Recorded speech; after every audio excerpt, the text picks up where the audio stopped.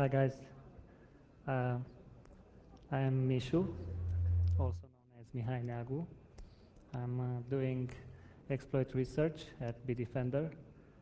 In the past, I've done a cloud-based antivirus scanner. I was doing the client component that would scan the computer for viruses and would cooperate with the cloud to make a decision about the infection or not of those files. I also have done data encryption, reverse engineering on data encryption, and general reverse engineering. Whatever has reverse engineering, I'm very interested, and yeah, that's my passion. Today I'm going to talk about exploit kits and a method of instrumenting the browser so that we can see deeper inside how the exploitation is taking place. First of all, I'm going to talk about exploit kits in general and how they work. Then we will see a demo with a pair of exploit kit and payload. Then we will see the problem that appears there and how we can solve it through browser instrumentation. Then we will see another demo with the browser instrumentation turned on, and later I will tell you a bit of advices. Just speak a bit louder. Louder, yeah. Okay. Can you hear me now? Is it better? Or? Okay, so exploit kits are exploit delivery service. The red guy there is a bad actor. He's paying the exploit kit service in order to deliver through an exploit a malware to the victims. Also, the same actor is doing compromise on legitimate websites so that it would redirect traffic to the exploit kit, and then the exploit kit takes care of the rest. Now, what's interesting is that this is a business. People are making money. The mobs, they are paying the exploit kit service, and they benefit from installing ransomware or stealing bank details from the victim. What I'm interested in this scenario is if we have an exploitation scenario, I want to know what's the exploit kit in that case, what's the exploit, so what's the vulnerability that is exploited, and what's the malware. I will start with a demo.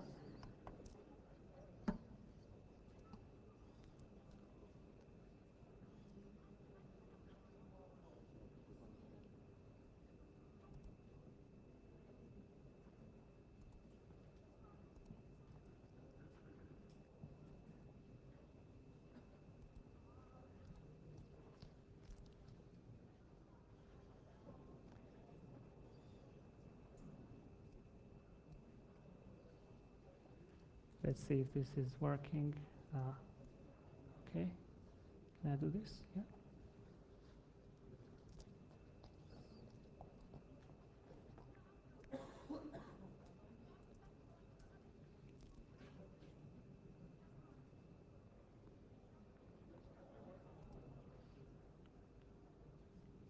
Okay, in my right hand side I have process monitor, which shows what files are being accessed.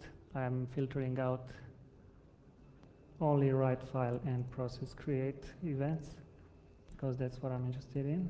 And on the left side I have Fiddler, that's a sniffer, it will show me the HTTP requests as they are made. Now here is a compromised site, and the user goes there.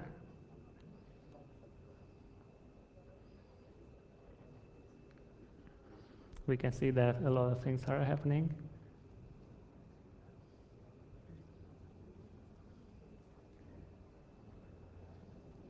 These errors are normal. I mean, they're expected in this scenario because the exploit kit has delivered multiple exploits, and one of them was not working and crashed Internet Explorer.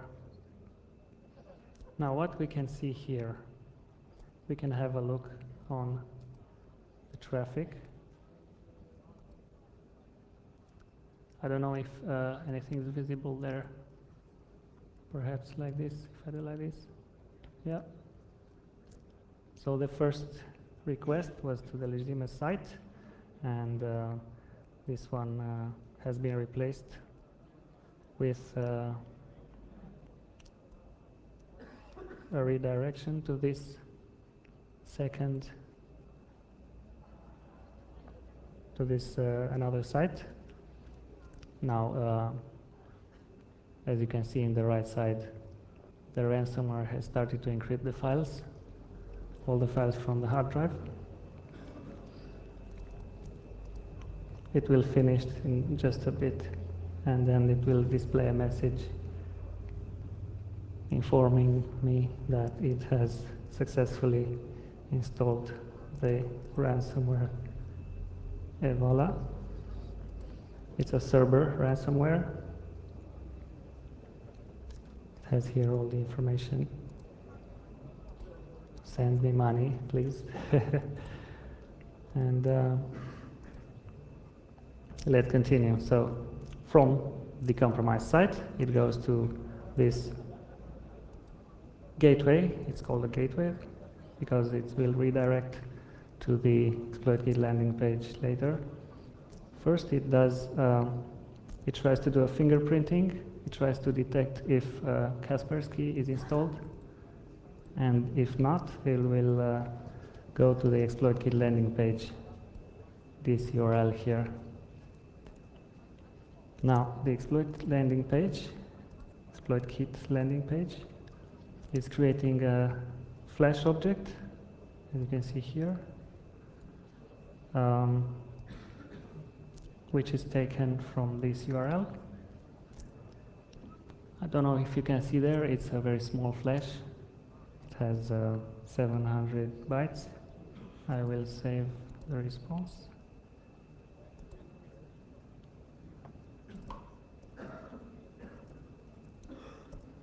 I say first flash.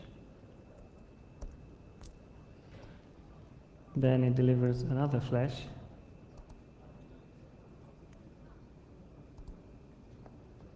Second flash.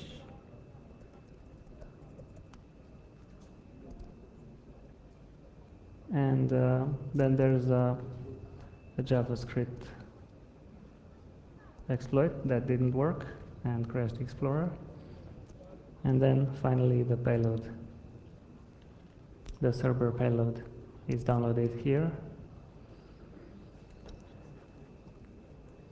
and executed. As we can see in the process monitor, it drops in a temporary file a.exe and tries to run it in 3 different ways.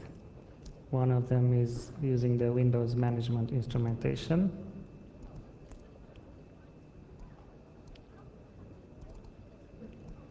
This WMIC followed by a process called create command/c start, and then the temporary file. It also tries to create it normally with process create and also through PowerShell. Okay, let's have a look at those flash files that I said earlier.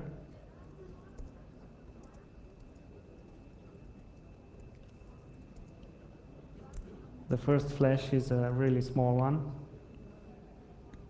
This is a flash decompiler. It's a free flash decompiler. It contains only one script, and this script only checks for the flash version that is installed, and then based on that flash version will construct another request that has that flash version transmitted to the server in GET request. What's the purpose of this flash? Well, depending on the flash version, it will deliver an appropriate exploit for that flash version. So I could say that's a flash selector, if you want. And the second flash is sent after the version has been established. We can see there's binary data here. It looks gibberish. I mean, there's nothing recognizable there. And some scripts. Most of them are empty. And one of them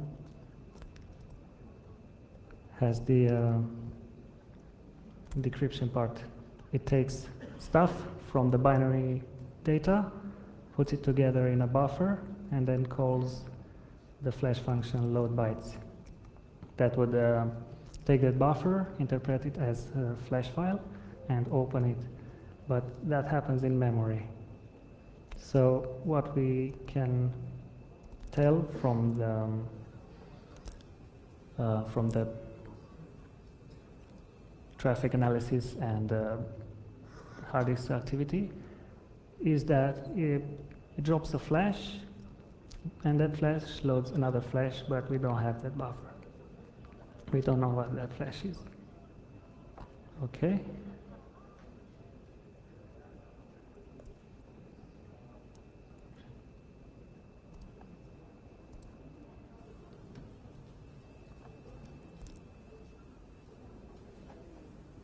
I think I lost my pointer. Oh, right.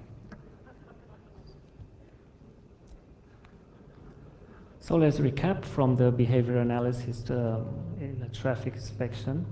That's the fiddler part. We've seen the compromised website.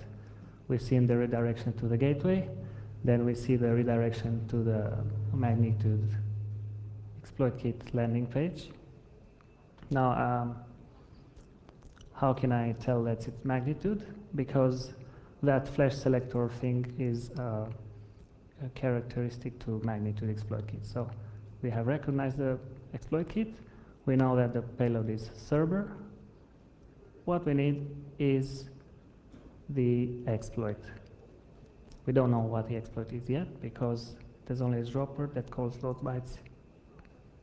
Also from process activity, we can only see that it downloads and executes the flash selector, then the flash dropper, and directly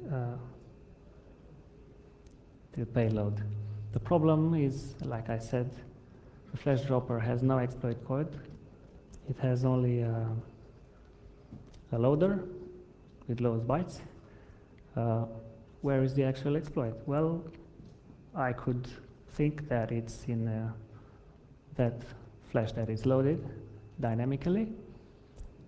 So what we need is more in-depth inspection. Basically, this thing here, we need the buffer of load bytes. Now the problem is that a flash file cannot be debugged not easily because it has to contain debug information. There is a project that could put debug information in a flash file, but it's a bit fragile. Much better would be browser instrumentation. How does it work? Well, in the browser process, there's an instrumentation module there with blue, which makes hooks on key functions. For instance, document write is used to dynamically load HTML. JS JavaScript eval is used for dynamically loading JavaScript, and flash load bytes is used for dynamically loading flash files in memory. This instrumentation module has hooks on those functions and dumps the memory object to the hard drive where they can be analyzed.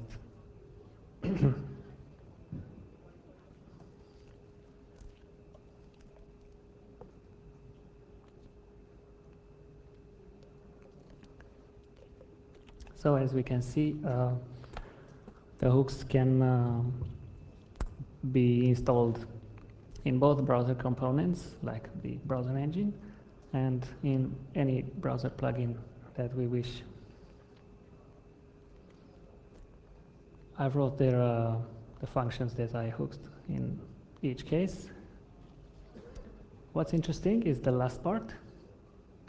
If we also hook create process and write process memory and create remote thread and things like that, we can block the payload execution, because in my case, I'm only interested in the exploitation part. I don't want the target to become infected, so I can analyze, because like the ransomware before, it encrypted everything on a hard drive, and for instance, if I create logs and dump files from the browser instrumentation module, it would encrypt them so I can't have access.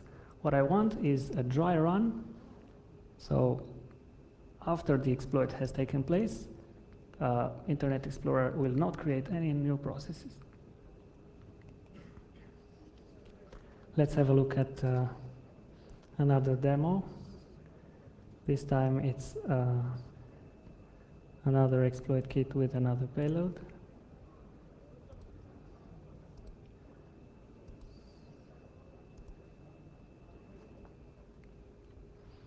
And this time it will run with the instrumentation module installed.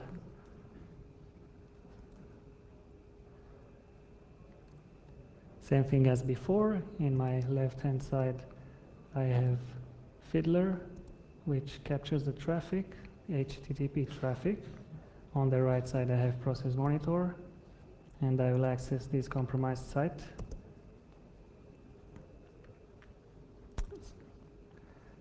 It already finished because the malware has not been run.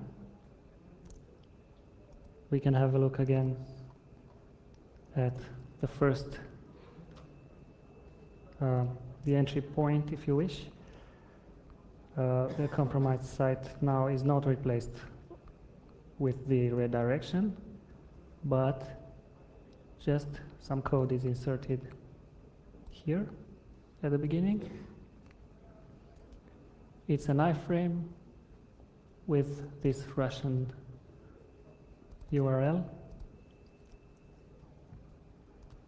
This is the gateway. It doesn't have fingerprinting, but it has another redirection to the exploited landing page, which is this one. Now, as I've seen before, what I'm interested is what's the exploit kit, what's the exploit, and what's the malware. The exploit kit is Sundown or rig. I can tell that from the pattern of the landing page. But how can I tell which one is it? Is it rig or is it Sundown? They have the same pattern because most of the time exploit kits steal things from one another, both exploits and patterns, so that they create confusion. But there's a header here in the exploit landing page that says X powered by Yugoslavian Business Network. So that's how I know it's a Sundown, because the Yugoslavian Business Network is responsible for Sundown. Okay, next it delivers a flash, and the flash delivers the payload. after the exploitation is taking place. What's more interesting is here in the right side, we can see the dumper creating a lot of dumps from memory. There's a lot of HTML dumps. There's also JavaScript dumps from the eval function. There's also written HTML.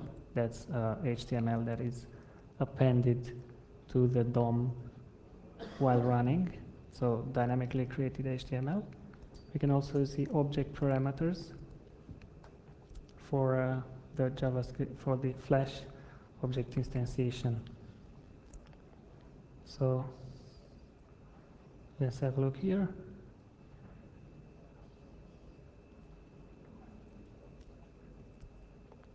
As you can see here, the delivered web page from the exploit kit is a very long and encrypted JavaScript.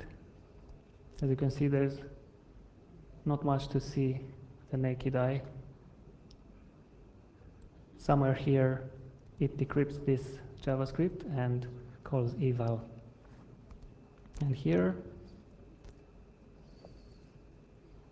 we can see the encrypted JavaScript and then the decrypted one, which is dumped from memory by the instrumentation utility.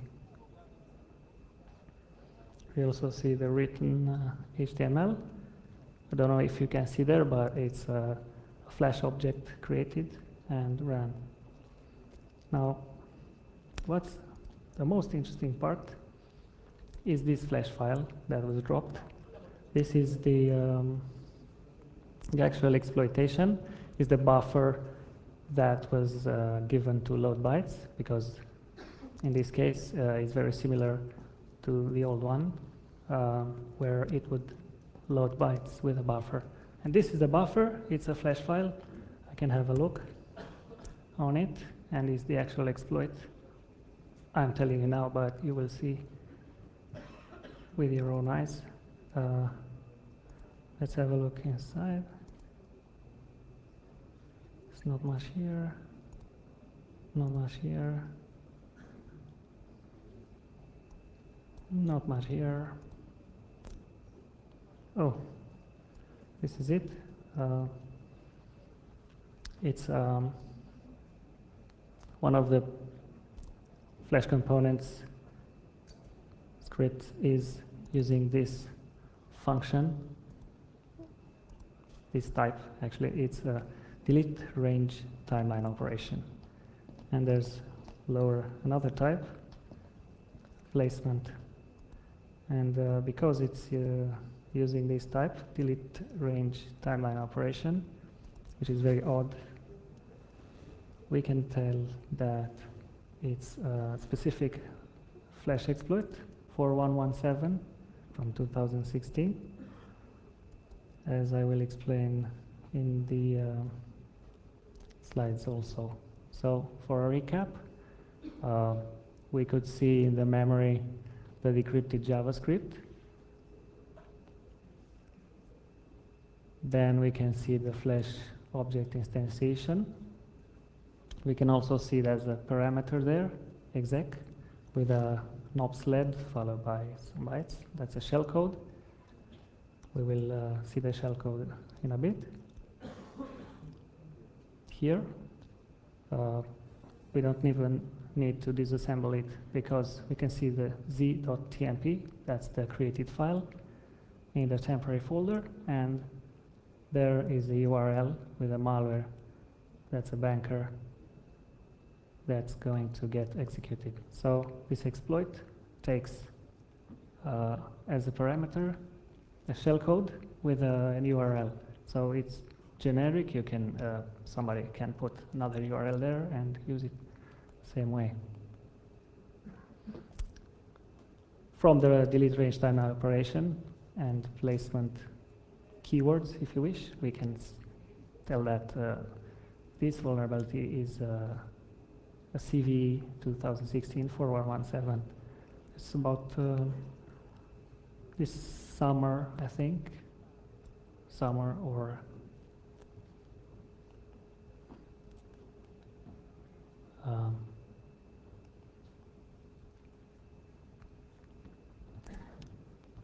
Okay, some word of advice. Please use modern mitigation. Please install Windows 10, at least for control flow guard, because that's a very good defense against rob chains and things like that. There's no real reason why you wouldn't use Windows 10 actually if you're very interested in security. There's also Chrome and Edge. They have powerful sandboxing features. For instance, if this exploit was run in Chrome or Edge, it would exploit, but it would remain in the sandbox. So it couldn't do very much. It would need another exploit for privilege escalation, and that obviously raises the cost of the exploitation. Also, I recommend AdBlock, not just for blocking ads, but also from blocking malware and exploit that comes through ads. This is called malvertising. And obviously make backups for your files so they don't get encrypted. But here I can recommend Dropbox, because Dropbox keeps previous versions of files. So let's say I'm keeping my pictures on Dropbox in a folder that's always synchronized. If I put there, it goes in the cloud. And if the computer becomes infected with a ransomware, it will encrypt those files, but I can go to Dropbox site and get an earlier version of each picture, which is unencrypted. I hope you enjoyed the presentation. Thanks for watching, and if you have questions, please